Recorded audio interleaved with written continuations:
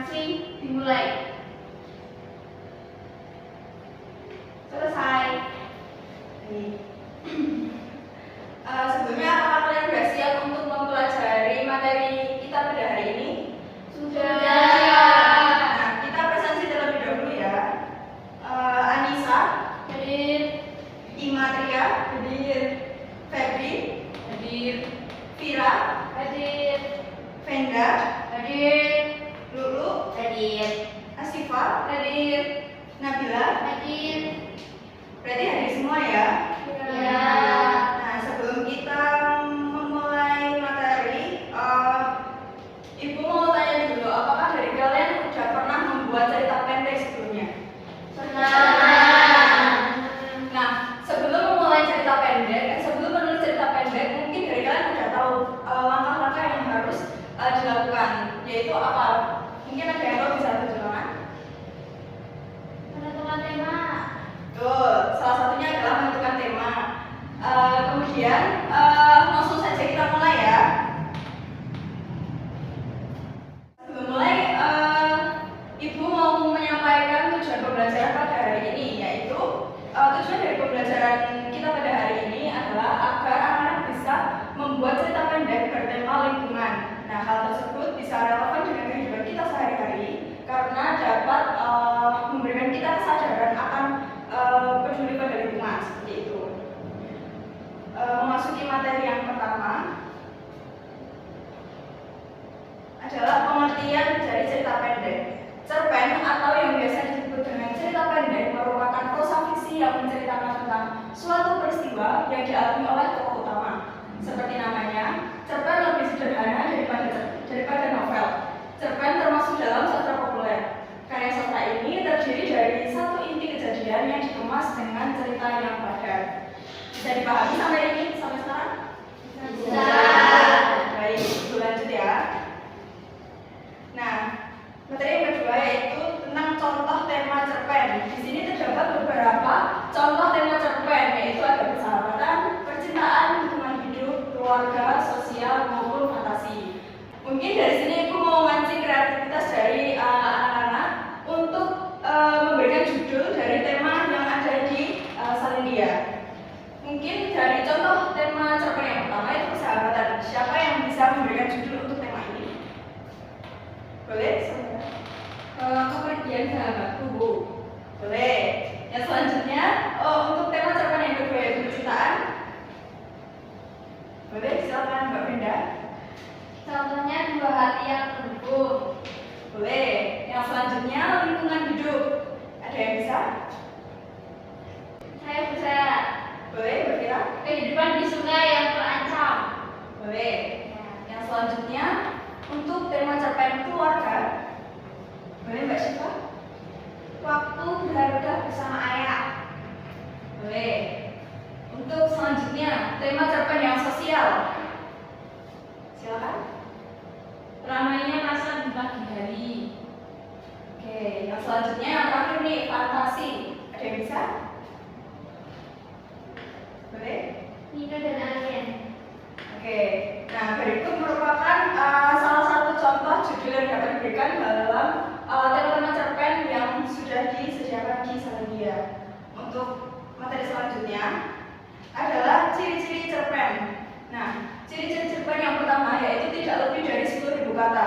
Karena sesuai namanya, cerpen atau cerita pendek itu tidak bertele-tele seperti novel. Jadi harus bersifat singkat, padat dan jelas sesuai dengan poin yang selanjutnya. Nah, karena cerpen ini biasanya tertulis kurang lebih 500 hingga 7.000 kata saja. Kemudian yang selanjutnya adalah permasalahan yang dikisahkan tidak terlalu rumit.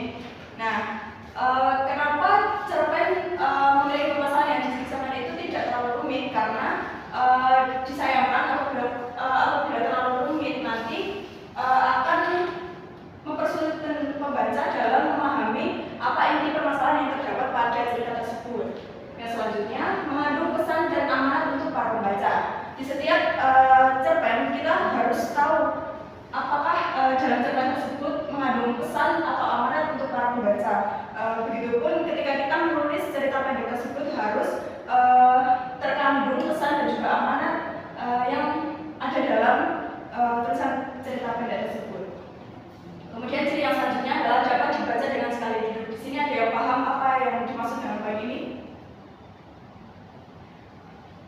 Boleh silakan.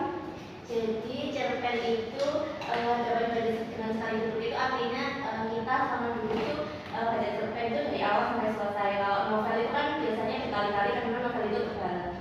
Betul sekali. Jadi yang dimaksud dengan dapat baca dalam sekali duduk ini dapat dipahami secara singkat bahwa ketika kita sekali duduk itu dapat memahami atau menyelesaikan satu cerita pendek karena dalam membaca cerita pendek biasanya tidak lebih dari 20 menit atau berkisar seperti 5-10 menit saja. Kemudian untuk cerpen yang terakhir adalah biasanya memiliki satu titik klimaks atau puncak cerita. Nah, beda dengan novel. Biasanya novel itu terdapat beberapa masalah atau klimaks. Mungkin klimaksnya hanya satu, tapi permasalahannya lebih dari satu. Sedangkan kalau cerpen hanya satu saja, seperti itu.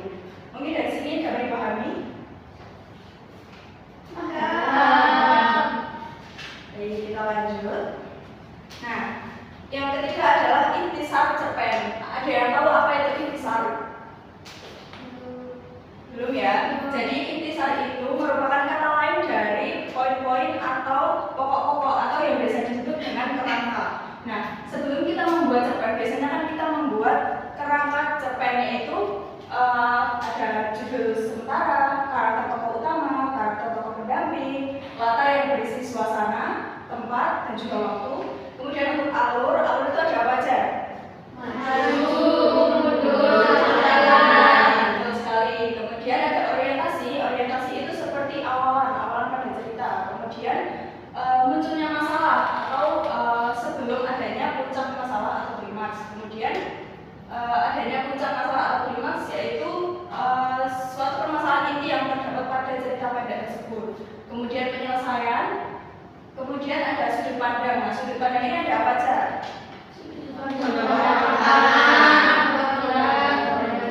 Ya, dan sebagainya. Kemudian terdapat gaya bahasa dan juga amanat atau motivasi yang sudah dijelaskan pada poin-poin sebelumnya. Baik. Nah, memasuki penugasan. Jadi di sini silakan berkelompok secara berpasangan, kemudian mengerjakan LKPD yang nanti diberikan. Yang ketiga, menulis cerpen bertema lingkungan, kemudian presentasikan di depan kelas. Mungkin untuk pasangannya, Ibu tentukan saja. Mbak Nabila bersama Mbak Anissa, Mbak Lulu bersama Mbak Ima, Mbak Febri bersama Mbak Venda, Mbak Siva bersama Mbak Fira ya.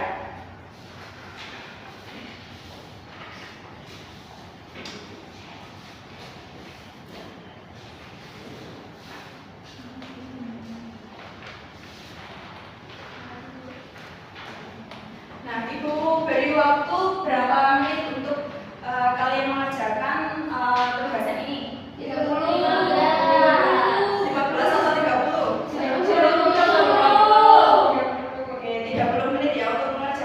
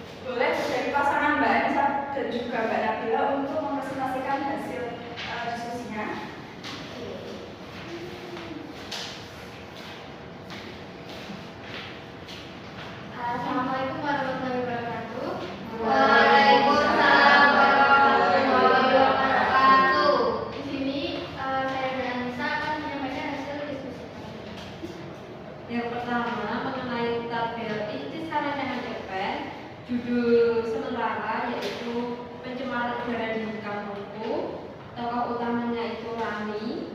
Deskripsi dari tokoh utama yaitu nama Rani, jenis kelamin perempuan, ciri fisik remaja berambut panjang, sifat peduli lingkungan kritis atau protagonis. Lalu tokoh pendamping bernama Pak Ahmad, jenis kelamin laki-laki, ciri fisik lansia yang bekerja sebagai petani, sifatnya suportif terhadap hal baik atau protagonis. Kemudian latar suasananya menegangkan, latar tempatnya di Desa Rani, latar waktu pagi hari, alurnya maju, munculnya masalah yaitu adanya pabrik yang mengeluarkan asap hingga terjadi pencemaran udara.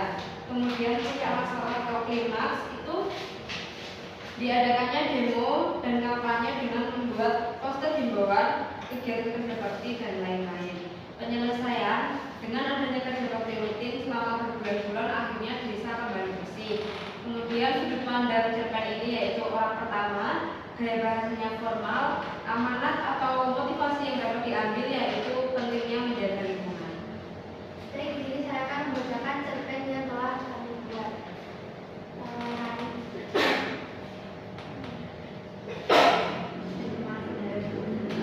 Judulnya adalah pencemaran udara di kampungku.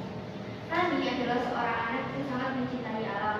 Setiap pagi, ia selalu menyempatkan diri untuk berjalan-jalan di sekitar desa, menikmati keindahan alam yang masih tersisa.